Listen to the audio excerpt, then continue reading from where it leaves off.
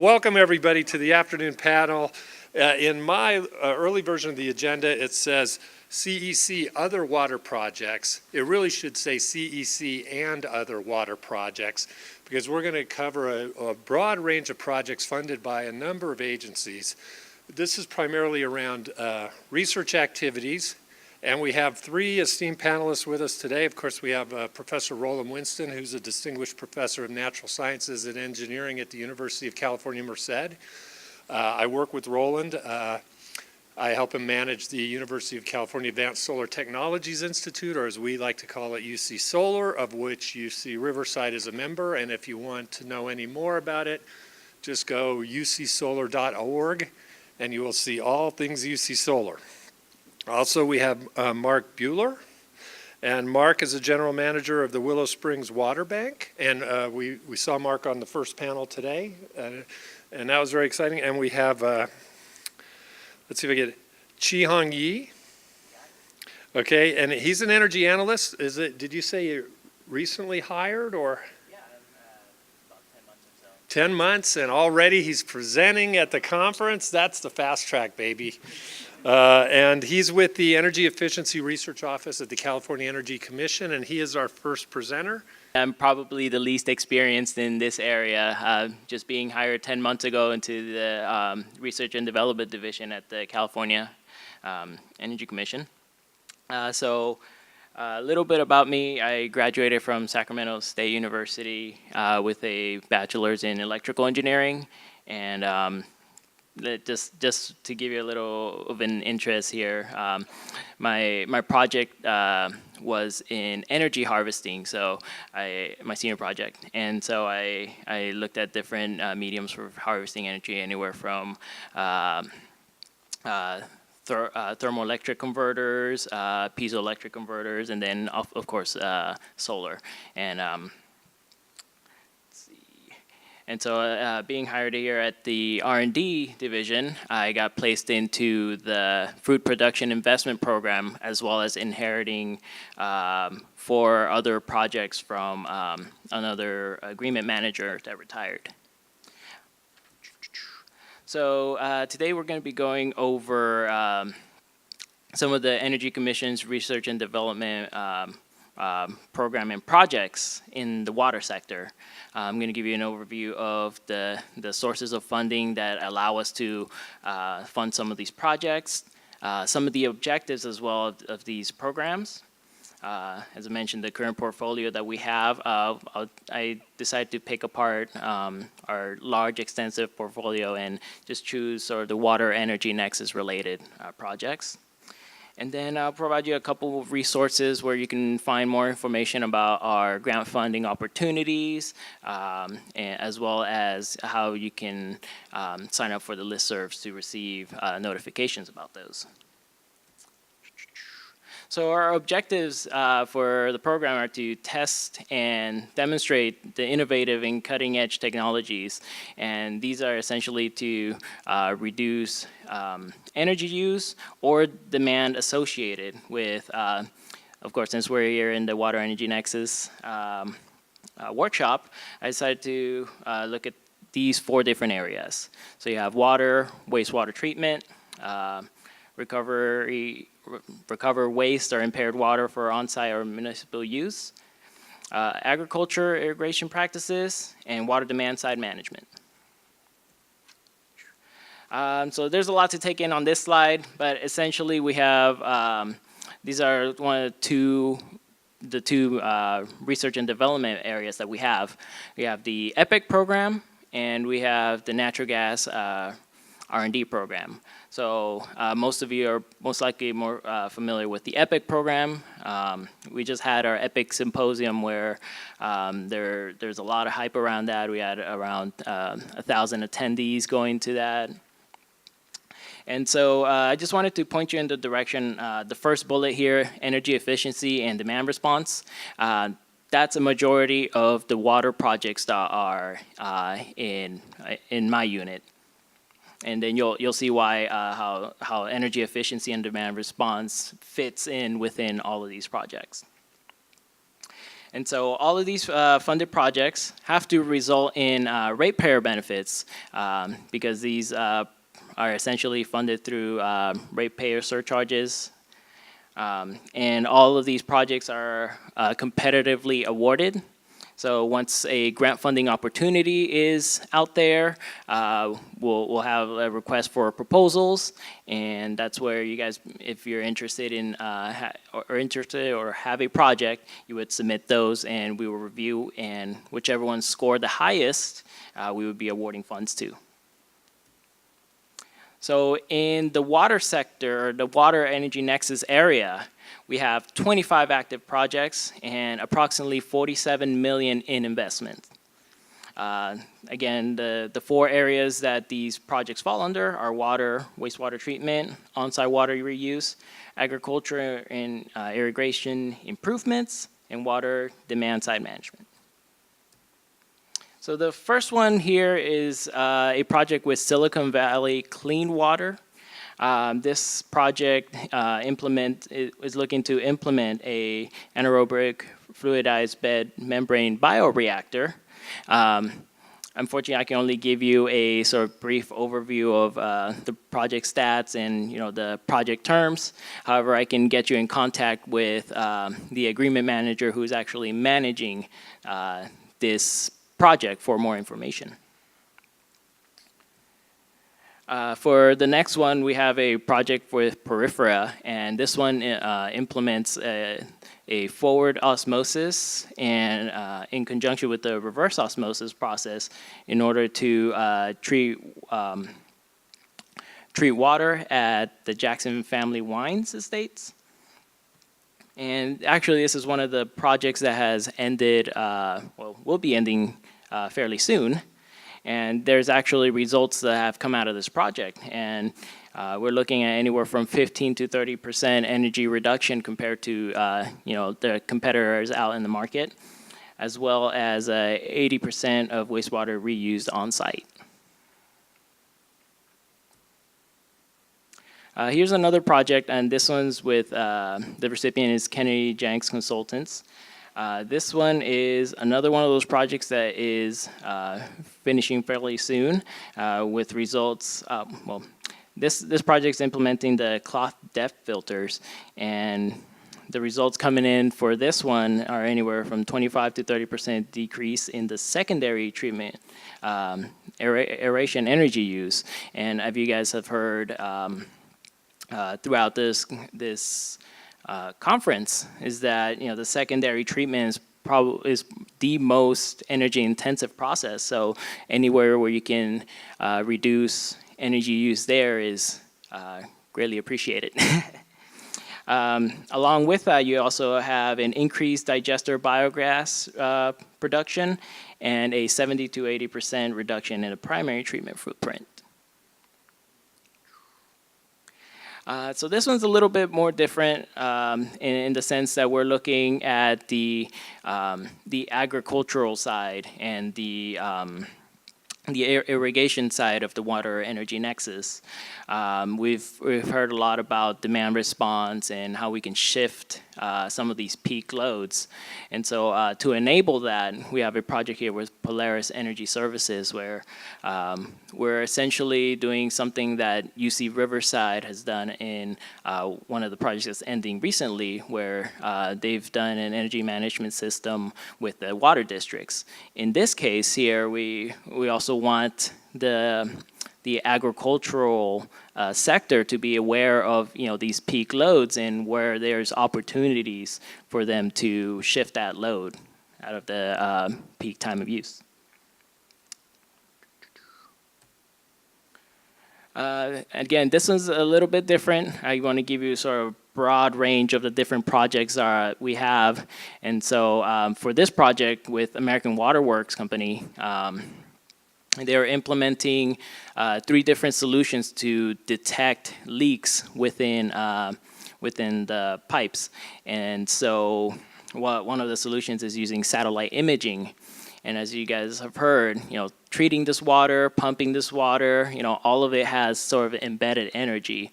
And so when you have these leaks within your pipes, then you're losing a lot of that. You're losing a lot of costs that you've put into treating the water and delivering it. Let's see here. There we go. And I believe this is, yeah. So this is the last project I'm going to talk about, and that is, again, we're trying to advance the demand response in the water sector.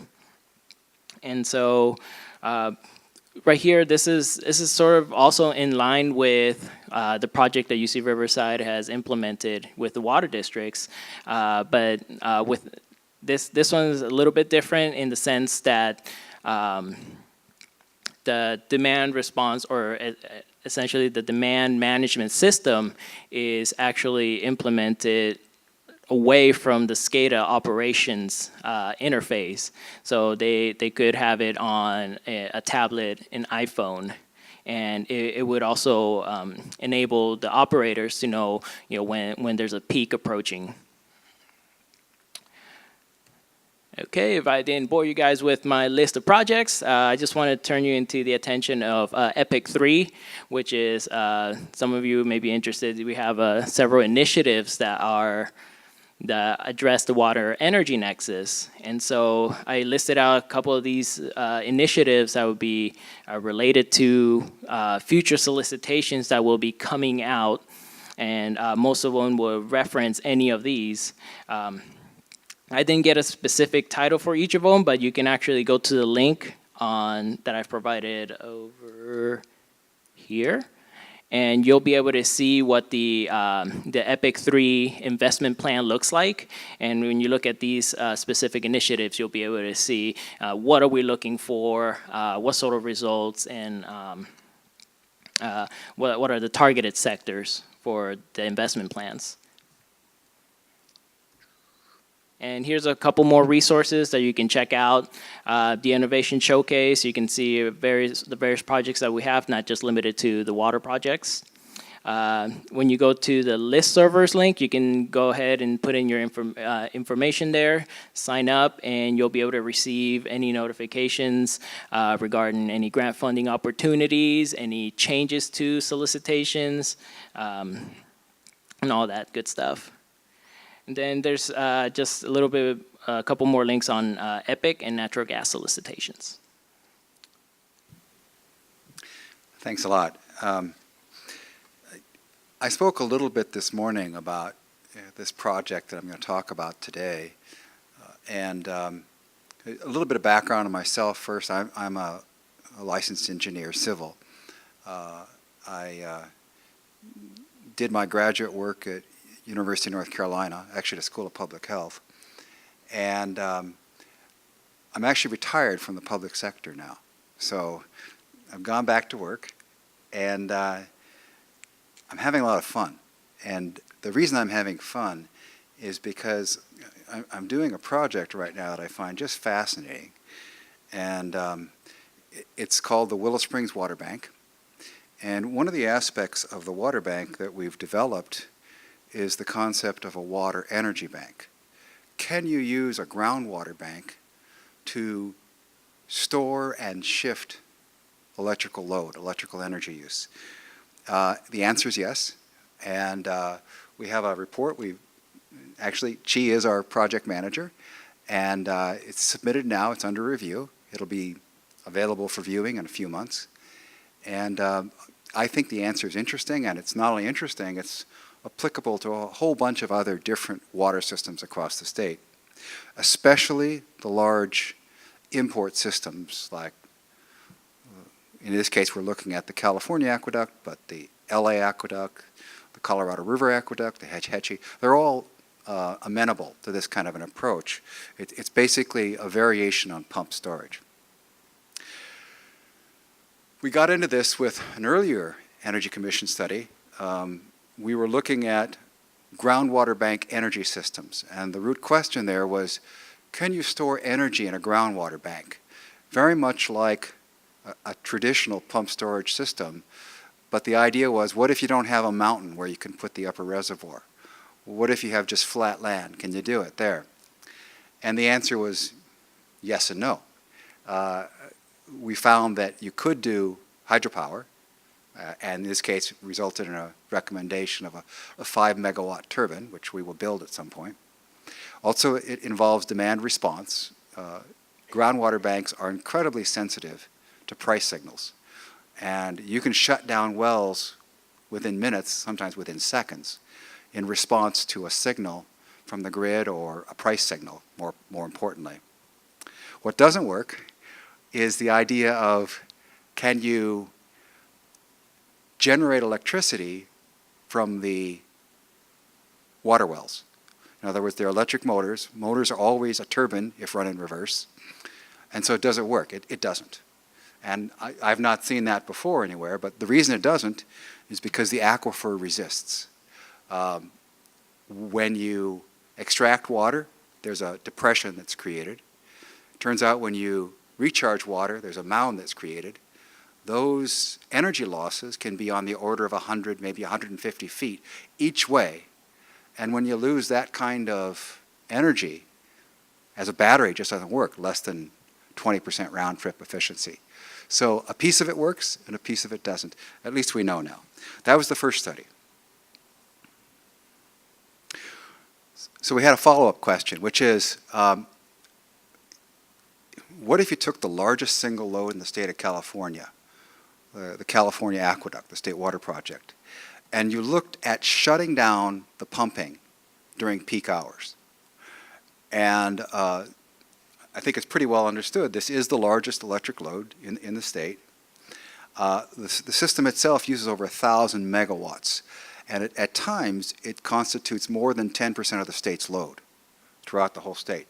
So especially in the off-peak periods, this is a huge portion of the load on the grid. So we asked the question, what if you could shut this thing down at strategic times? And what could the benefits that would accrue, what would they look like? So we looked at a couple different shift mechanisms. And actually, you need two things. You need the ability to store water. The groundwater bank does that. You need the ability to avoid all pumping during peak hours. And in this case, we implemented the idea of a seasonal shift. Imagine a battery that had a duration of discharge on the order of months, not hours.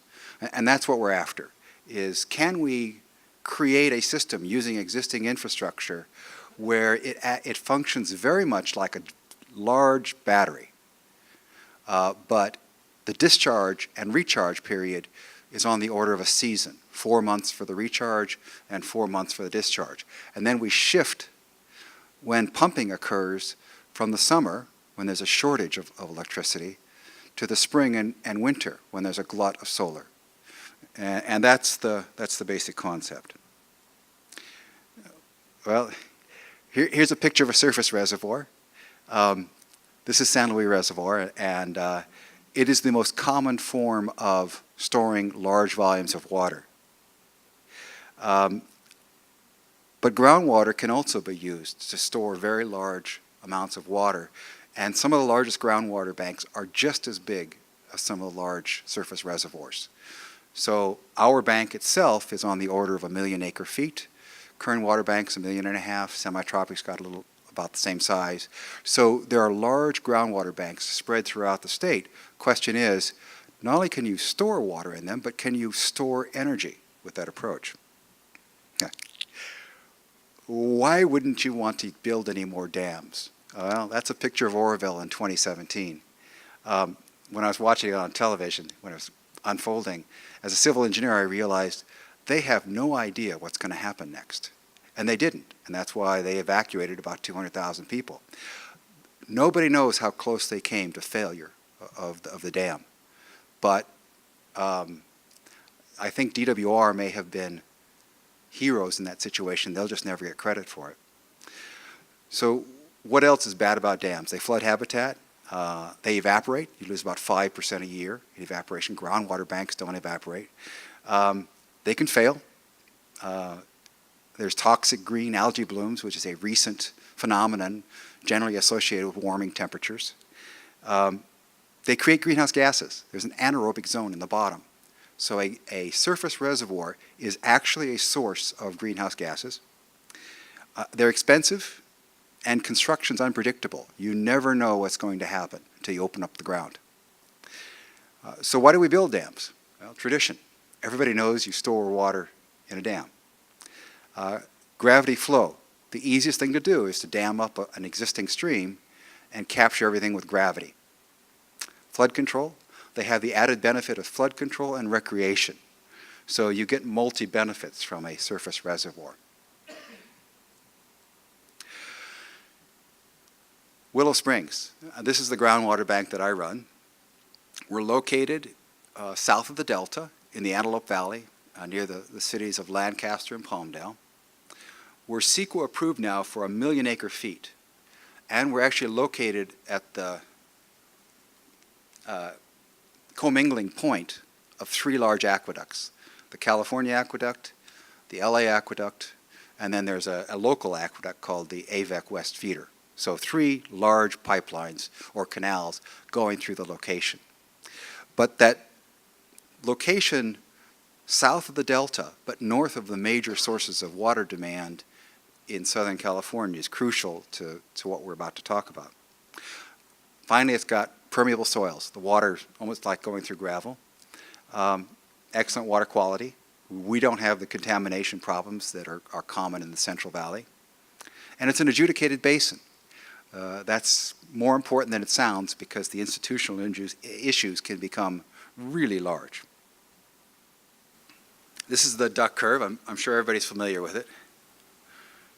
And the fact that California has gone to a goal of 100% renewables by 2045 is pretty key to why an energy bank makes sense now when it may not have made sense 20 years ago. Basically, what we're targeting is the duck's head, the evening ramp up from about 4 till 8 p.m.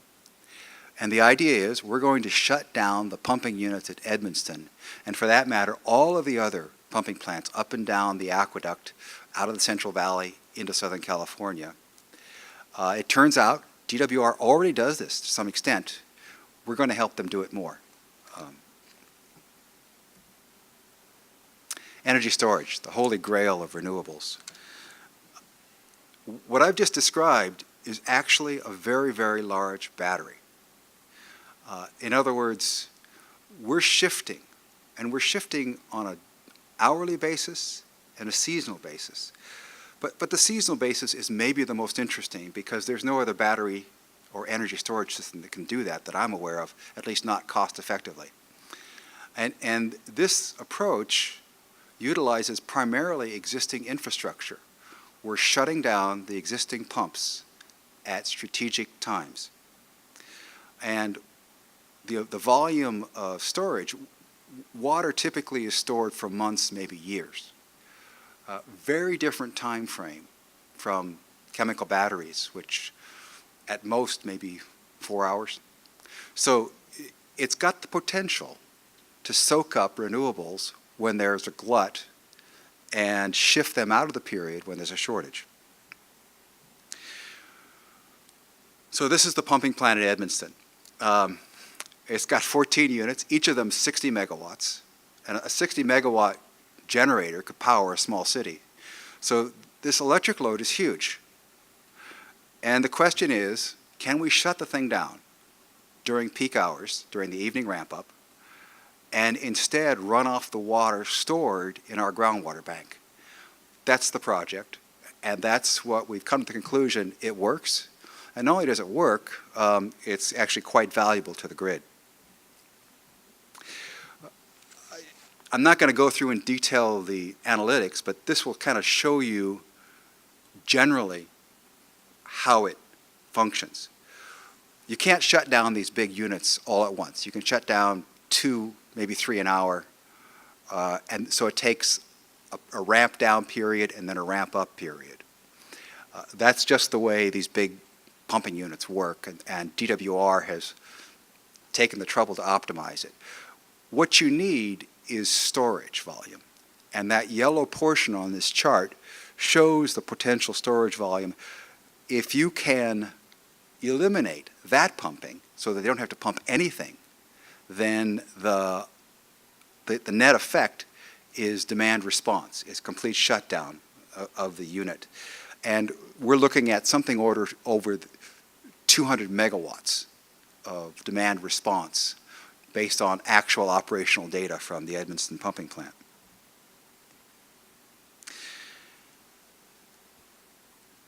There's two kinds of shifts that we're talking about here. There's a daily shift and a seasonal shift. The daily shift was the subject of our earlier CEC study. And the idea there is shut down all the wells during the 5 or so hours of the evening ramp up. That's straightforward, existing technology. You just put some small reservoirs on the surface of the ground. All of that doesn't require any research, really. We can do it tomorrow. The seasonal shift involves changing when water is delivered to Southern California. Because of the ability to store water in the groundwater bank in the off-season, in the springtime, effectively charging the battery, we discharge the battery, take the water out in the summertime, but we don't take it out evenly. We only take it out in the off-peak hours. So we've just done two things when we do that. We've shifted all daily pumping out of the peak, and we've shifted seasonal pumping out of the summer and into the spring. So that's the concept. We've had quite a bit of economics done already. These are results from E3, a firm that's done a lot of work in demand response, and they were part of our team. And what it shows is that in different water year types, we save different amounts of money. They added up all the different sources of cost to the grid. So this is the cost of peak power, the cost of transmission, a whole range of things that they went through. And suffice to say, it's in a lot of detail. E3 does this for a living. Net result is about $23 million a year of avoided cost savings to the grid. Our next step is to figure out how to monetize that. But it's definitely there. These are genuine savings to the electric grid. We just have to get past the institutional issues to realize those savings. One more twist on this project, we're planning to install on-site renewables to make the project energy neutral. And we've gone through the numbers. We've already got about 640 acres of solar on the site. We're co-located with a sun power facility, and they produce about 110 megawatts. But we're looking into adding both 5 megawatts of hydropower, a turbine, at an existing lift station, and 40 megawatts of solar on site too. Idea is the same. The wells would only be pumped during off-peak hours, and then we would supplement the energy needs of that with the on-site renewables and optimize between taking electricity from the grid and taking it from our own on-site renewables. This is also part of the study, which will be published in a few months. And then finally, what happens next? Well, we're working with the Energy Commission. We need to get the report through their review process. When it's done, it'll be posted, and then it'll be generally available. But we expect that this is going to trigger some additional ideas in terms of how might you use other water systems to do the same thing, to provide this daily and seasonal shift, cut out all electrical use during the peak hours of the evening ramp-up, and shift it to a time when there's a glut of renewables, especially solar. Thank you. So this is a technology talk, but it's not going to put you to sleep, I promise you, because it's technology that A, works, and B, you haven't seen it before, okay? And it's solar, so I think that should make it interesting to you. First of all, it's a university, and the team has professors, it has students, and the bulk of the advances and work is done by the students, as it should be. Okay, so this is a solar thermal project, which is kind of camouflaged by the water application, but it's really an all-purpose mid-temperature solar thermal project, and I don't need to justify why solar thermal is useful at mid-temperature. We all take baths, but there are many other applications, including water, including desalination. So the goal is to have something which is about half the price of natural gas, and natural gas is right now the low-cost heat source. But cut the price in half, cut out the what do they call it? Greenhouse GHG, the greenhouse emissions, and see if we can make it work. Okay. Oh, it's a DOE project, which so if you get a DOE project, you get initials I can't even remember, but when I look inside, I see that it's a Sunshot project that I can remember. Okay, so politics change, administrations change, but I guess the management still remembers the Sunshot years. Okay.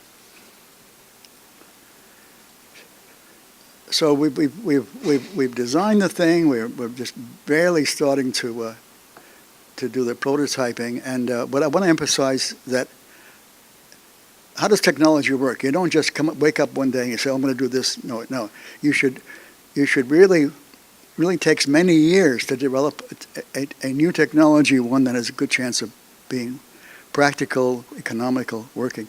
So you build on what you've done before, and this very much builds on work we've done before, much of it in California, much of it supported by the CEC and other agencies. So this is kind of another step in the direction of producing an all-purpose solar thermal collector, which we'd like to see be the standard provider of heat across a large number of applications, not just water applications, but a large number of applications. Much of the world's need is in solar thermal, not in PV, but it's in solar thermal across a broad range of temperatures. So that's what this is meant to address. Okay, now comes the fun part for us. The fun part, the novelty part. So we need a collector that's cheap and that works at mid-temperature. Now, that reminds you, and no tracking. To remind you, non-tracking collectors, flat plates, don't work at these temperatures. We're targeting temperatures at well over 100 C. So the flat plates are out. Everything else moves around and tracks, and that has its own issues, and we prefer not to track if we can avoid it. So we prefer to have the optics do the tracking. That may sound peculiar to you, but in this case, the optics does the tracking. Is there a way to this pointer work? No. Okay. So so the tube, you're seeing a cross section. The tube is evacuated. The bottom of the tube is a reflector. I mean, it's coated with aluminum, so it's a reflector, or silver, good reflector. And what are those red lines? Those red lines are the sort of the visualization, how you get both sides of that absorber. You see, the absorber is got channels and it's like a radius. So the absorber is the width of the radius. Okay, and somehow we need to get the energy, the solar to get on both sides, which gives us a temperature advantage and also an economic advantage. And the red lines are a visualization how the optics works. The optics of the cylinder creates half circles of what we call flow lines. Flow lines are something that it visualizes energy flow, and it gets everything from the top to go around to the bottom. Okay, you'll see more of that with pictures. We also want to do storage. I'm not going to dwell on the storage, but we need to provide storage for we're going to make heat at temperatures well over 100 C. We need to store it somewhere. We can't use water So we do it with phase change. Okay, that's just an optical simulation, what I was talking about. I think the pictures are more interesting. Anything to say about this? Okay, again, this is simulation. We're just starting. However, we've done this kind of stuff before, and we know it works pretty well.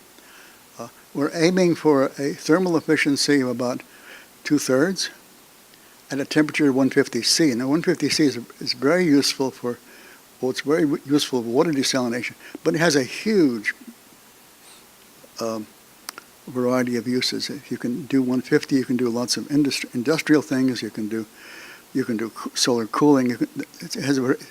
It's right in the middle of a very, very usable and useful temperature for heat.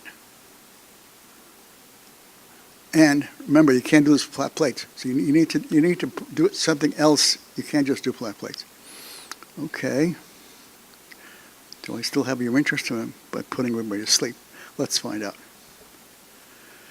So that's a little bit of a better picture of what the physical thing looks like. A glass tube, you got a cap. You have we call a mini channel heat pipe. We use aluminum because aluminum is low cost, and it's a couple of meters long, and it's not very. Let's see, what's the width? About 70 millimeters wide, something like that. Okay.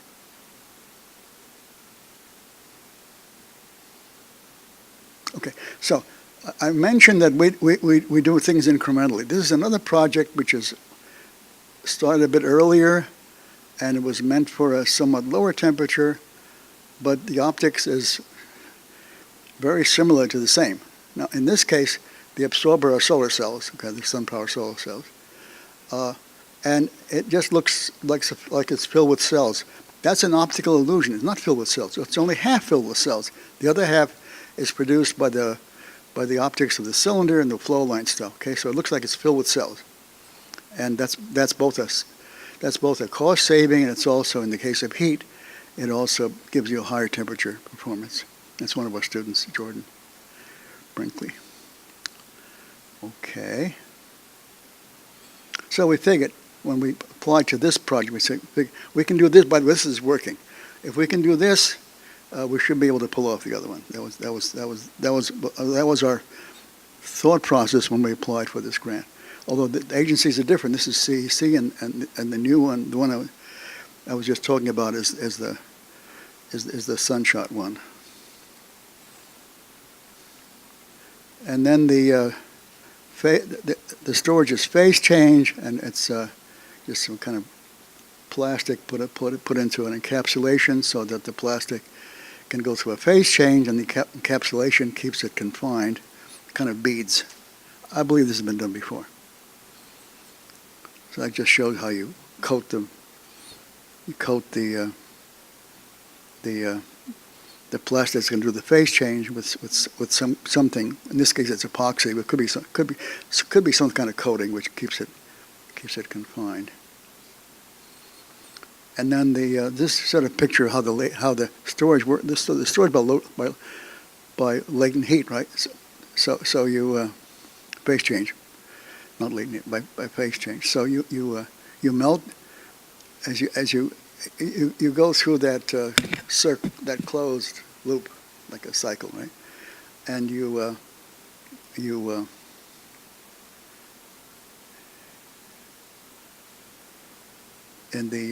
in the top you melt it, and you go up in temperature, and when you come back, you release it, and it freezes out and gives you heat back. So that's in fact that's better than latent heat because you're using phase change, more efficient. This is all being done in our solar array at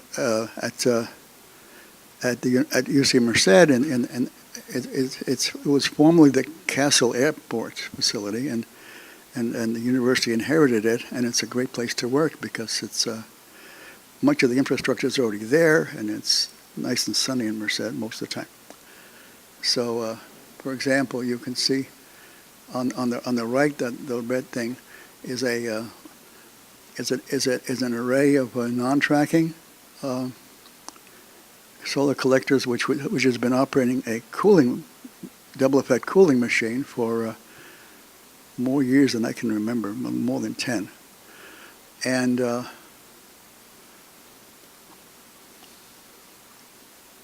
the